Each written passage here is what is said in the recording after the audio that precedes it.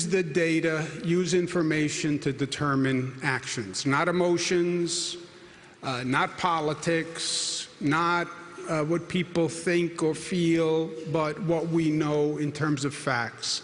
We've been sampling all across the state to determine the infection rate so we know if it's getting better, if it's getting worse. And we've done the largest survey in the nation, testing for people who have antibodies. If somebody has antibodies, it means that that person was infected, right? That's what the antibody test does for you. It tells you that that person was infected. They've now recovered so that they have antibodies. I went through this with my brother Chris. He got infected. He now has the antibody. So if you test him, he tests positive for antibodies. So we've been doing these antibody testings all across the state. We have the largest sample now, over 15,000 people, which is an incredibly large sample. And when we started on the 22nd, we had 2,900 people surveyed at that time. We had about a 13.9%, just about 14% infection rate statewide. It then went up to about 14.9, and today it is down to 12.3.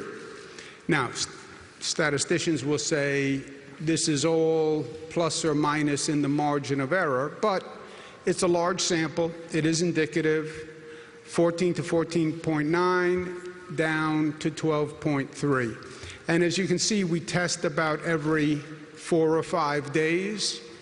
We have so much at stake, so many decisions that we have to make, that we want to get those data points as quickly as we can. And seeing it go down to 12%, it may only be a couple of points, but it's better than seeing it go up, that's for sure. And again, this is outside the margin of error, so this is a good sign. And it is 15,000 people surveyed, so it's a large number. You can then start to look at where in the state, who in the state, so that will inform our strategy. You can see it's a little bit more male than female. Not exactly sure why that is. In New York City, you see the number went from 21 to 24, and it's down to 19.9. So again, that's a good sign. You will always want to see the number dropping rather than the number increasing. Within New York City, you see the Bronx is high, 27%, Brooklyn 19, Manhattan 17, Queens 18, Staten Island 19. And we're going to do more research to understand what's going on there. Why is the Bronx higher than the other boroughs? Statewide, you see it's basically about flat. This is predominantly an issue for New York City, then Long Island, then the northern suburbs, then the rest of the state. But Erie County, which is Buffalo, New York, has been problematic. The racial breakdown we're looking at to see study disproportionate impact, who is paying the highest price for this virus, what's happening with poorer communities, what's happening in with the racial demographics overlaid over the income demographics, and also if there's any information in different ages that could be instructive. We're still getting about 900 new infections every day walking into the hospital. That is still an unacceptably high rate. We're trying to understand exactly why that is. Who are those 900? Where is it coming from? What can we do to now refine our strategies to find out where those new cases are being generated, and then get to those areas, get to those places, get to those people to try to target our attack. If you remember, we had the first cluster in the nation, the first hotspot, even before they called them hotspots, was New Rochelle, Westchester.